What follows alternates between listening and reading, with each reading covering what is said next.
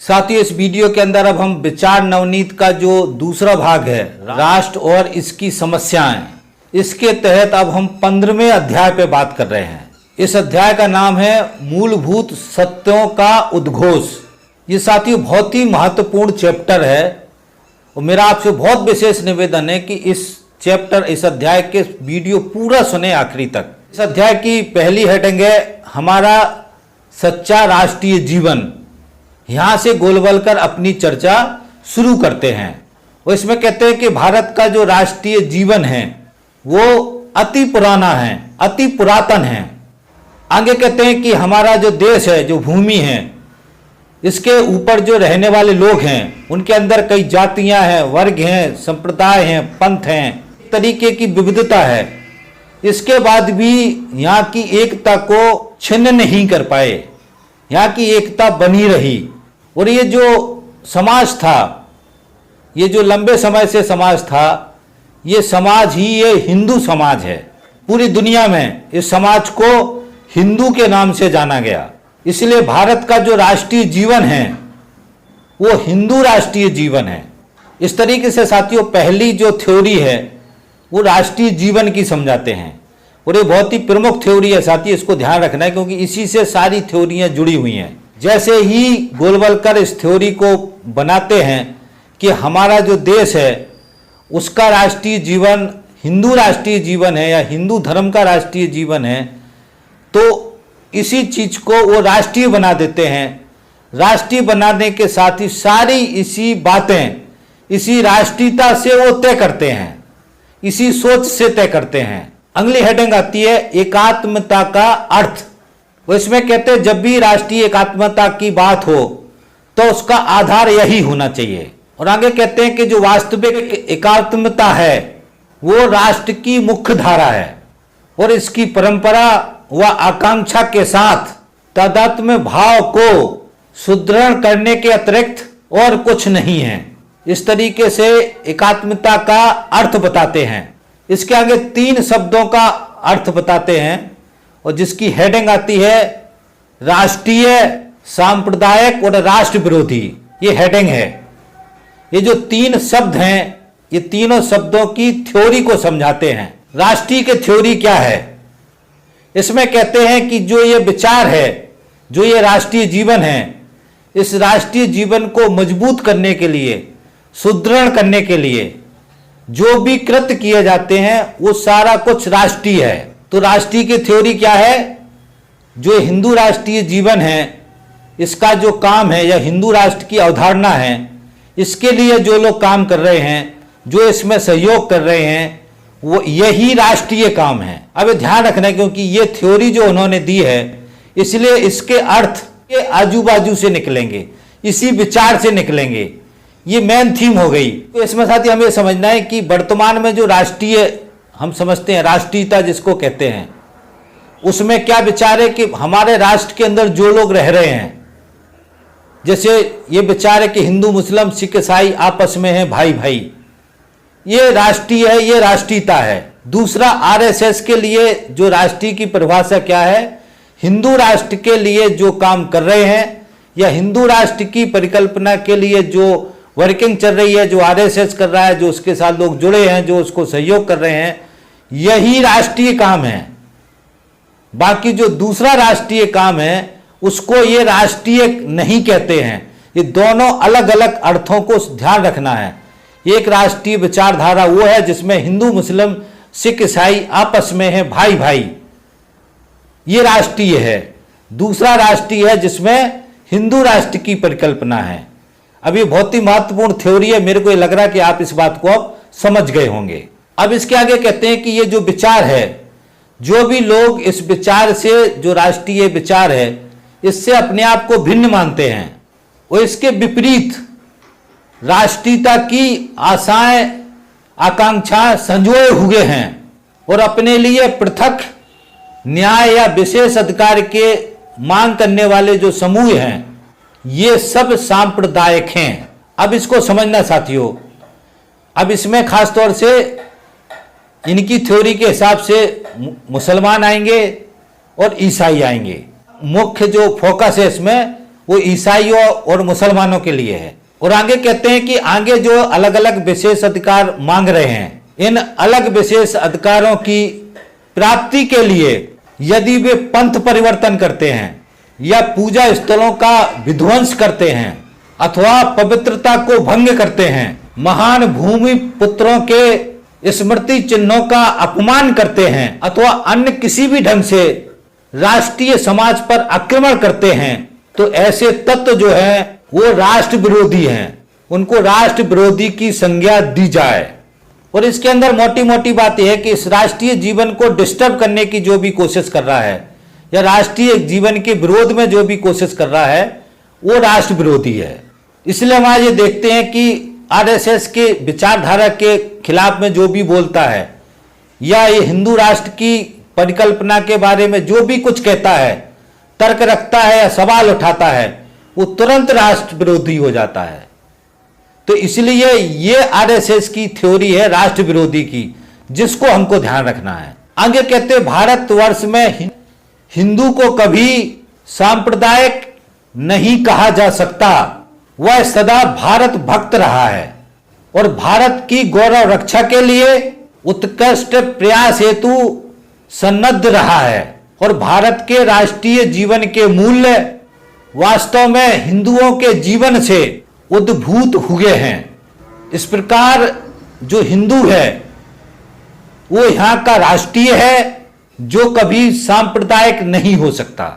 इसमें यह भी समझना चाहती हूं कि जो आरएसएस आज करता है, ध्रुवीकरण करते हैं, सांप्रदायिक ध्रुवीकरण करते हैं, उससे उस राजनीतिक फायदा लेते हैं। ये जो सब आरएसएस करता है राजनीतिक फायदे के लिए, ये सारा कुछ कोई भी सांप्रदायिक नहीं है। इस तरीके से जो सांप्रदायिक शब्द है उससे अपने आप को अलग करते हैं। अगला हेडिंग आता है तर्क वितर्क अभिव्यंजना।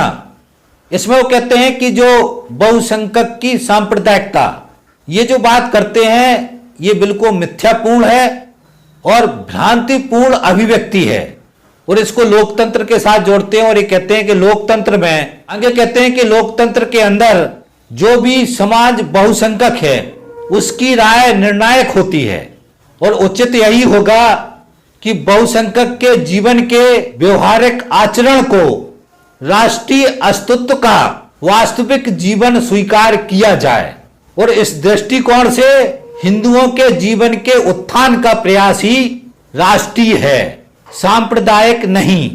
अतः बहुमत की सांप्रदायिकता जैसा शब्द लोकतंत्र की भावना के विपरीत है। आगे कहते हैं विदेशी दासता के समय यह स्वाभाविक था कि उस समय अल्पसंख्यक तथा बहुसंख्यक जैसे शब्दों का प्रयोग किया जाए, क्योंकि विदेशी जो शासक थे वो संपूर्ण समाज को विभिन्न जातियों या संप्रदायों में विभाजित करके अपना दास बनाते थे। परंतु जब देश आजाद हो गया उसके बाद बहुमत का शासन होने पर भी बहुसंख्यक सांप्रदायिकता की बात तर्क, सत्य और न्याय के विपरीत है। इसमें साथियों ये बात समझनी है, जो प्रमुख बात है जो बार बार मैं समझा रहा हूं, कि ये इस पूरे धर्म को राजनीति का हिस्सा, धर्म को राजसत्ता का हिस्सा मान के चलना इनके दिमाग के भीतर घुसा हुआ है।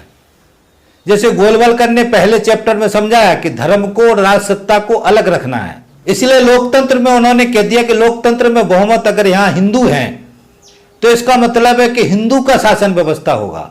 ये लोकतंत्र नहीं है साथियों। और धर्म का, जाति का, संप्रदाय के आधार पर लोकतांत्रिक राजसत्ता नहीं बनती, ये भी हमको ध्यान रखना है।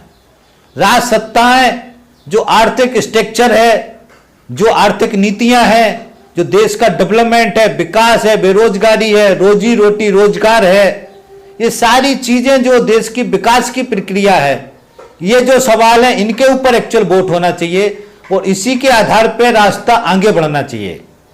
मगर ये धर्म के आधार पर इस बात को जस्टिफाई करके और ये थोपना चाहते हैं कि अगर हम बहुमत हैं तो सब कुछ हम ही है, हमारे हिसाब से सारा कुछ तय होगा। और हमारे हिसाब से क्या तय करना है, इनको मनुस्मृति की व्यवस्था तय करना है। जिस मनुस्मृति की व्यवस्था को हमारे पुरखे पहले उसको ठुकरा चुके हैं।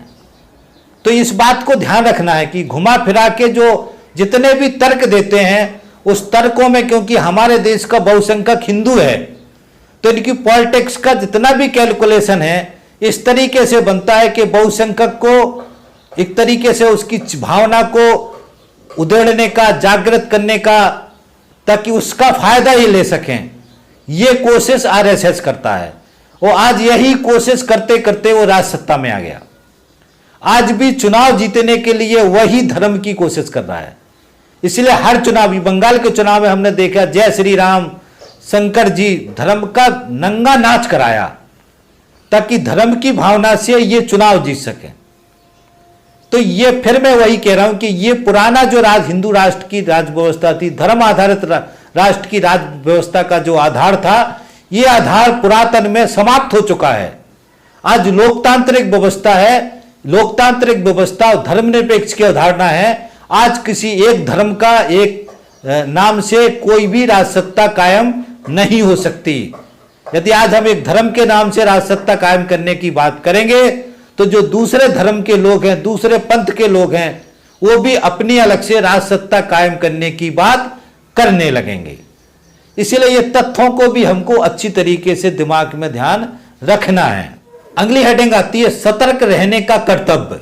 और इसमें वो कहते हैं कि हिंदू जो लोग हैं, हिंदू जो धर्म है, हिंदू जो राष्ट्र की अवधारणा है, इसका जो विचार है, ये विचार अलग तरीके की पूजा पद्धतियों का विरोध नहीं करता, मगर राष्ट्रीय जीवन पर आघात पहुंचाने वाले किसी भी तरीके की विशेष अधिकार की मांग के और भौतिक जीवन पर मजहब पर अधिकतम बल देने के बहाने पृथकतावादी नीति को अपनाने की मनोवृत्ति का समय समय पर विरोध किया है और ऐसी सभी प्रवृत्तियों का दृढ़ निश्चय के साथ प्रतिकार करें। अगली हेडिंग आती है कि तुष्टीकरण हानिकारक। आगे कहते हैं कि उपयुक्त तत्वों की राष्ट्र विरोधी मांगों को स्वीकार करना तुष्टीकरण की नीति को अंगीकार करना है। तुच्छ उद्देश्यों की पूर्ति के लिए सौदेबाजी करना है। उन्हें तुष्ट करने के लिए राष्ट्रीय गौरव, सम्मान और राष्ट्रीय हितों तथा मान्यताओं को ठेस पहुंचाने जैसी प्रवृत्तियों का समर्थन राष्ट्र जीवन के लिए घातक है। इस सेंटेंस का अर्थ यह है, जो आजादी के समय में धर्मनिरपेक्ष की अवधारणा, हिंदू मुस्लिम सिख ईसाई आपस में है भाई भाई, ये जो सारा कॉन्सेप्ट था, इस कॉन्सेप्ट को तुष्टीकरण कहा। आरएसएस ने तुष्टीकरण कहा। यह बात हमको ध्यान रखना है। और आरएसएस के हिसाब से क्या करना था, या तो जो मुसलमान है, ईसाई हैं, उनको पहले इनका धर्म छुड़वा करके हिंदू धर्म में शामिल कराना था। जब वो हिंदू धर्म में शामिल हो जाते तब वो इस राष्ट्र के हिस्से बनते, तब उनको हम भाई कहते। और जब तक उन्होंने ये धर्म अपना परिवर्तन नहीं किया, वो मुसलमान हैं और ईसाई हैं और मुसलमान ईसाई के रूप में अपने धर्म को, संस्कृति को मानते हैं, तब तक वो हमारा राष्ट्र है, इसके हिस्से नहीं बन सकते, इसके नागरिक नहीं बन सकते। तो इस तरीके से कांग्रेस ने नहीं किया जैसा आरएसएस कह रहा था। मगर जो कांग्रेस ने हिंदू मुस्लिम सिख ईसाई आपस में है भाई भाई का नारा दिया, यह नारा आरएसएस के हिसाब से तुष्टीकरण है। यह हमको ध्यान रखना है। अल्पसंख्यकों के लिए जो अधिकार दिए, उनको जो विशेष अधिकार दिए, उनको जो ऊपर उठाने के लिए उनको कुछ संरक्षण दिए, तो ये जो किया गया ये तुष्टीकरण है। इस तरीके से तुष्टीकरण की परिभाषा को गोल कर समझाते हैं। और आगे कहते हैं कि ऐसी जो राष्ट्र विरोधी काम है, उसका जब विरोध कर रहा है आरएसएस, तो उसको हिंदुओं की सांप्रदायिकता कहना ये गलत है, नितांत मूर्खतापूर्ण कहा जाएगा। वो इसको कहते हैं ये विकृत बुद्धि का परिचायक है। इस तरीके से साथियों गोल कर तुष्टीकरण का जो राजनीति है, तुष्टीकरण शब्द का अर्थ को समझाते हैं, थ्योरी को समझाते हैं। मुझे उम्मीद है कि आप इसकी थ्योरी को समझ गए होंगे। अगली जो हेडिंग आती है कि सांप्रदायिकता के 7 रूप हैं। इस चैप्टर में गोलवलकर कहते हैं कि सांप्रदायिकता 7 रूपों में आती है। पहली सांप्रदायिकता क्या है? भारतीय राष्ट्र की सत्य अभिव्यक्ति में ओतपोत हिंदू समाज की जीवन धारा के विरुद्ध व्यूह रचना में लिप्त अहिंदू समाज सांप्रदायिक है। अब पहली सांप्रदायिकता में कौन आ जाएंगे? इसमें मुसलमान आ जाएंगे, इसमें ईसाई आ जाएंगे, इसमें कम्युनिस्ट आ जाएंगे, इसमें वर्तमान में सिख भी आ जाएंगे। वैसे सिखों को हिंदू धर्म में गिनती करते हैं। तो हिंदू धर्म के खिलाफ जो भी कोई बात कर रहा है या हिंदू धर्म के बारे में जो भी कोई चर्चा कर रहा है, इसमें पूरे वो लोग भी आ जाएंगे जो धर्मनिरपेक्षता के सिद्धांत को मानते हैं। दूसरा सांप्रदायिक बताते हैं वो, हिंदू समाज में भी सांप्रदायिक वह है जो हिंदू प्रतिमा के स्रोत थे उसके अंदर से उनका जन्म हुआ और बाद में जो प्रेरणा स्रोत है उसको भूल करके वो अपने आप को हिंदू समाज व हिंदू धर्म से भिन्न मानने लगे और इसी आधार पर पृथक और विशिष्ट राजनीतिक व आर्थिक विशेष अधिकारों की मांग करने लगे, जो अपने आप को अलग कह रहे हैं, अलग संप्रदाय कह रहे हैं या अलग धर्म कह रहे हैं, हिंदू धर्म से अलग धर्म कह रहे हैं। तो ये दूसरे तरीके की सांप्रदायिकता है और ये दूसरे तरीके के सांप्रदायिक लोग हैं। अब तीसरी तरीके की सांप्रदायिकता क्या है? द्रविड़ कड़गम एवं द्रविड़ मुत्रेण कड़गम, जो नस्लीय विशिष्टता की तर्क विसंगत धारणा के आधार पर पृथकवादी बने रहे और अपने उद्देश्यों की पूर्ति के लिए से समाज के प्रति घृणा, शत्रुता और हिंसा फैलाते रहे। ये जो ग्रुप है ये तीसरे तरीके की सांप्रदायिकता है। इसमें मुझे लग रहा है कि द्रविड़ आर्य और द्रविड़ की थ्योरी है, आर्य और अनार्य की थ्योरी है। इस थ्योरी के आधार पर जो अपने आप को एक अलग इस नस्ल से अलग नस्ल मानते हैं उसके आधार पे वो अपना एक अलग आधार पैदा करते हैं। तो वो लोग जो है तीसरे तरीके की सांप्रदायिकता है। अब चौथी सांप्रदायिकता है, इसमें कहते हैं श्रेणी के अंदर वो लोग आते हैं जो स्पष्टता और अस्पष्टता और ब्राह्मण व अब्राह्मण के नाम पर विवाद उत्पन्न करते हैं तथा विशेष अधिकारों के लिए घृणा, शत्रुता व स्वार्थ को भड़काते हैं। ये खासतौर से दलितों के लिए है, SC ST की जातियों के लिए है। ये चौथा ग्रुप है, ये चौथी तरीके की सांप्रदायिकता है। पांचवी सांप्रदायिकता जो है वो भाषाओं के लिए है और अन्य जो भाषाएं हैं उनके प्रति प्रतिस्पर्धा, विरोध या घृणा को पैदा करना, ये पांचवी तरीके की सांप्रदायिकता है। अब छठवीं तरीके की सांप्रदायिकता क्या है? जो उत्तर दक्षिण, पंजाबी, गैर पंजाबी, मराठी, कन्नड़, गुजरात और बंगाली, बिहारी और उड़िया इस तरीके से भेदभाव करते हैं। ये छठवें तरीके की सांप्रदायिकता है। और सातवीं तरीके की जो सांप्रदायिकता है वो जो चुनाव होते हैं, चुनाव के अंदर चुनावी लाभ को प्राप्त करने के लिए जाति, पंथ व भाषा के आधार पर भड़काई जाने वाली आपसी घृणा। इसमें धर्म नहीं लिखा, ये ध्यान रखना, क्योंकि बीजेपी धर्म के आधार पर ही ये सांप्रदायिकता फैलाती है। और आगे कहते हैं सबसे खतरनाक सांप्रदायिकता है जो संपूर्ण देश में व्याप्त है, जिसके लिए शासक दल सहित अनेक राजनीतिक पक्ष दोषी हैं। आगे तो जब तक यह राजनीतिक सांप्रदायिकता विद्यमान है तब तक ये बिल्कुल असंभव है कि जो बाकी सांप्रदायिकताएं हैं उनका उन्मूलन किया जा सके। यानी ये सांप्रदायिकता जब तक है, जब तक बाकी की जो सांप्रदायिकताएं हैं उनका सुधार नहीं हो सकता, उनको नहीं रोका जा सकता। तो इस तरीके से साथियों सांप्रदायिकता के 7 रूप समझाते हैं। अब इसमें साथियों हमको ये समझना है कि जो 7 रूप समझाए हैं वो सांप्रदायिकता का प्रमुख जो रूप है जो RSS खुद फैलाता है आज की तारीख में चुनाव के अंदर, धर्म के नाम पर वर्गीकरण, धर्म के नाम पे ध्रुवीकरण, धर्म के नाम पे पूरी तरीके से समाज को बांटना, पूरे संप्रदाय के खिलाफ भड़काना, कुछ संप्रदाय को, एक संप्रदाय को इकट्ठा करना। तो सबसे बड़ी सांप्रदायिकता धर्म के नाम पे आज की तारीख में RSS और BJP देश के अंदर फैलाते हैं। जितने तरीके की सांप्रदायिकताओं को बताया है, चुनावी फायदे के लिए आरएसएस और भारतीय जनता पार्टी ये सब तरीके की सांप्रदायिकता को फैलाने का और उससे चुनावी लाभ लेने का कोशिश आज की तारीख में कर रहे हैं। अब अगली हेडिंग आती है संघर्ष का मूल। इसमें कहते हैं कि जो ऊपर विवेचना की हमने, उससे स्पष्ट है कि सांप्रदायिकता के कुछ रूप धार्मिक विश्वासों से पनपते हैं और ये जो रूप हैं ये केवल शुद्ध लौकिक स्वार्थों के आधार पर विकसित होते हैं। अतः यह कहना तर्क विसंगत है कि सांप्रदायिकता पंथ निरपेक्ष का प्रतिपक्ष है।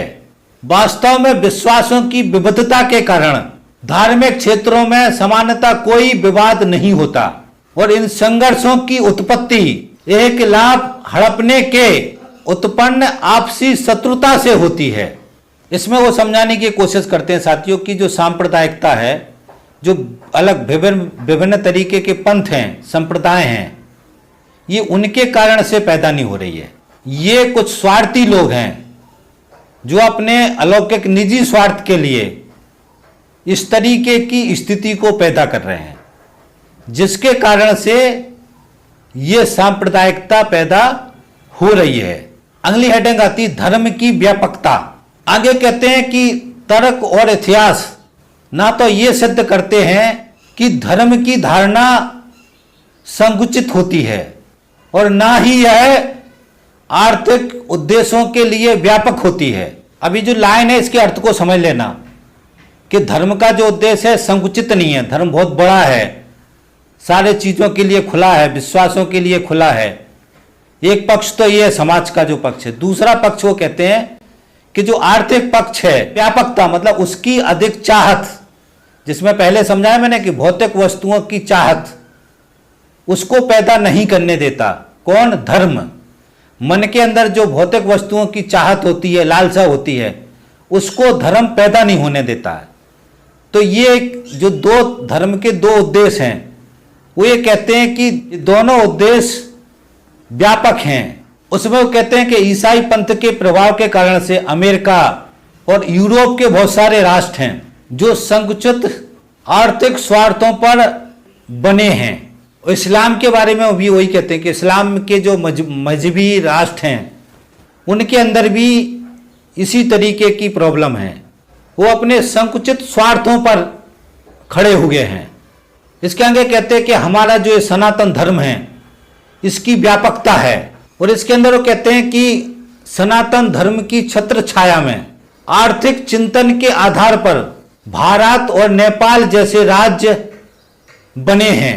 इससे स्पष्ट है कि धर्माचार जो है विशाल आधार प्रस्तुत करता है, जबकि आर्थिक स्वार्थ संबंधों को संकीर्ण बना देता है और इसी को धर्म की व्यापकता कहते हैं। थ्योरियों में थोड़ा सा पीछे की थ्योरी याद रखना, क्योंकि पीछे की थ्योरियों के साथ ही आप इन थ्योरियों को समझ पाओगे। इसलिए मेरा बहुत ही अपील है कि पीछे के वीडियो जरूर सुन लें, क्योंकि बहुत सारी थ्योरी में पीछे बता चुका हूं। यहाँ वही कह रहे हैं कि जो धर्म की जो थ्योरी है जिसमें समाज को धर्म के आधार पर बांधते हैं, धर्म के नियम के आधार पर बांधते हैं, दिमागी रूप से उसको बांधते हैं, और जो आर्थिक संबंध है, जो धन की लालचता है, भौतिक वस्तुओं की लालच है, जो हमारा मन बार बार संपत्ति इकट्ठे करने के लिए, धन इकट्ठा करने के लिए, धन की चाहत के लिए आगे भगता है, उसको कंट्रोल करता है धर्म, उसको रोकता है, उसको उसके मन को कंट्रोल करता है, उसके मस्तिष्क को कंट्रोल करता है। तो ये धर्म की विशिष्टता है, ये गोलवलकर समझाते हैं। और ये समझना है कि हिंदू धर्म की ये विशिष्टता है जो हमारे दिमाग के अंदर हम ये समझते हैं कि हमारे पास जो धन है, दौलत है, संपत्ति है, वो हमको भगवान ने दी है, जो भगवान देगा वही मिलेगा, जो ऊपर वाला चाहेगा उतना ही मिलेगा। तो ये जो कॉन्सेप्ट है, ये कॉन्सेप्ट आदमी को सवाल करने से रोकता है, उसके दिमाग को शून्य कर देता है। वो ये सवाल नहीं करता कि मैं दिन भर मेहनत करता हूं फिर भी मेरे को वेतन कम मिल रहा। दुनिया के जो पूंजीपति है वो खरबपति पैसे पैसे बढ़े जा रहे हैं, हमारे पास खाने के लिए नहीं है। तो इसके ऊपर सवाल नहीं करेगा। ये बहुत सा बड़ा समाज गरीब है, वो ये सवाल नहीं उठाएगा कि वो गरीब क्यों है, क्योंकि उसको धर्म के हिसाब से उसको समझाया गया कि तुम गरीब इसलिए हो कि तुमने पिछले जन्म में गलत काम किए हैं, इसलिए तुम गरीब हो। वो आगे मोक्ष को प्राप्त करने के लिए आपको धर्म को आधार पे चलना है, धर्म जो कह रहा है उसको मानना है, उसी के आधार पे चलना है। तो जैसा हो वैसी चलना है, कोई सवाल नहीं उठाना है। तो धर्म का, ये हर धर्म की बात है। धर्म मनुष्य के मस्तिष्क को शून्य कर देता है, उसको सोचने समझने की क्षमता को खत्म कर देता है, और यही सबसे बड़ी खासियत हिंदू धर्म के अंदर है। इसलिए मनुस्मृति के नाम पे पीढ़ी दर पीढ़ी 3000 साल तक शूद्र के रूप में जो समाज था, मेहनत कश वर्ग था, उसका शोषण किया गया, मगर उसने कभी विद्रोह नहीं किया, उसने कभी उपद्रव नहीं किया, उसने कभी सवाल नहीं उठाया। तो ये एक्चुअल हिंदू धर्म की ये उपलब्धि है, ये ऐसे समझना है। गोलक हिंदू धर्म की उपलब्धि है। तब कि आज हम ये समझते हैं कि हिंदू धर्म जो है कि ये उपलब्धि नहीं है, ये एक्चुअल आम जनता के मस्तिष्क को शून्य करके उसको गुलाम रखने की एक विशुद्ध थ्योरी है, एक विशुद्ध परंपरा है, ताकि मनुष्य को पीढ़ी दर पीढ़ी दिमागी रूप से गुलाम बना करके उसका ज्यादा से ज्यादा शोषण किया जा सके, ज्यादा से ज्यादा उसका उपभोग किया जा सके, और वो किसी तरह का विद्रोह ना करे, किसी तरीके का विरोध ना करे। ये बहुत ही महत्वपूर्ण बात है साथियों, जिसको ध्यान रखना है। यही धर्म से एक षड्यंत्र है जो पूंजीपति वर्ग करवाता है, और पूंजीपति वर्ग देश के समाज को, जनता को लूटता है और खुद मालामाल होता है। अब इतना काफी है, थोड़ा लंबा हो जाएगा। ये सारी चीजें भी हमको धर्म का जो विशुद्ध आधार है, धर्म के जो विशुद्ध उद्देश्य है, धर्म का जो प्रमुख काम है, ये है जिसको हमको ध्यान रखना है। धर्म का अर्थ ये है कि मनुष्य के मस्तिष्क को, दिमाग को कंट्रोल करने की थ्योरी, ये धर्म है। वो सिर्फ हिंदू धर्म के लिए नहीं कह रहा हूं मैं, ये जितने भी धर्म हमारी दुनिया में, जितने टाइप के धर्म है, सभी धर्मों की यही थ्योरी है, एक जैसी थ्योरी है। तो ये बात भी हमको अच्छी तरीके से ध्यान रखना है, जो गोलवलकर यहां थ्योरेटिकल रूप में समझा रहे हैं, और इसी को धर्म की व्यापकता बता रहे हैं।